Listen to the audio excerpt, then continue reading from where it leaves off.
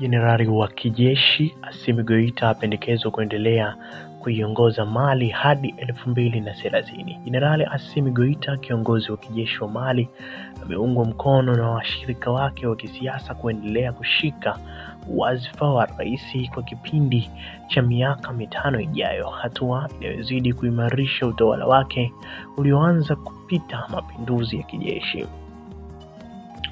Goïta mwenye umri wa miaka 41 alichukua madaraka kwa mara ya kwanza mwezi Agosti 2020 baada ya kumng'oa madarakani Rais Ibrahim Boubacar Keïta kufuatia maandamano makubwa ya wananchi waliokuwa wakilalamika kushindwa kwa serikali kukabiliana na michafuko ya kijadi.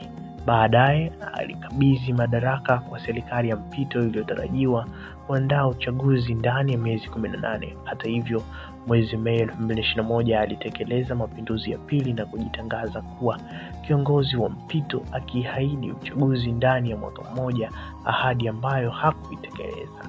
Katika mkutano wa kitaifa ulioitishwa na utawala wa jeshi na ambao ulisusiwa na vyama vikuu vya upinzani, wajumbe walipendekeza Goïta aendelee kuiongoza nchi hadi mwaka 2030.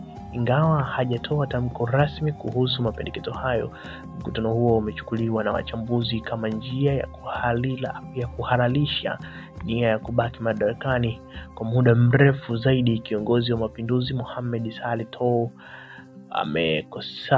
amekosoa vikali mchakato huo, akiutaja kuwa tishio kwa demokrasia na mfumo wa vyama vingi na kuonya kuwa inaweza kuwa kosa la kihistoria. Aidha, mapendekezo ya kumtaka mkutano huo unajumuisha kusitisha uchaguzi wote hadi pale hali ya amani itakaporejea nchini.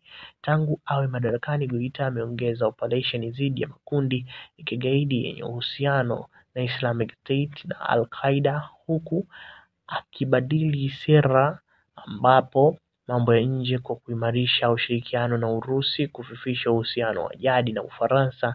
Mali pia imejiondoa kutoka Jumuiya ya Kiuchumi ya Afrika Magharibi ECOWAS, ikifuata mkondo unaoshabiana na ule wa Burkina Faso na Niger, ambazo pia zinaongozwa na tawala za kijeshi.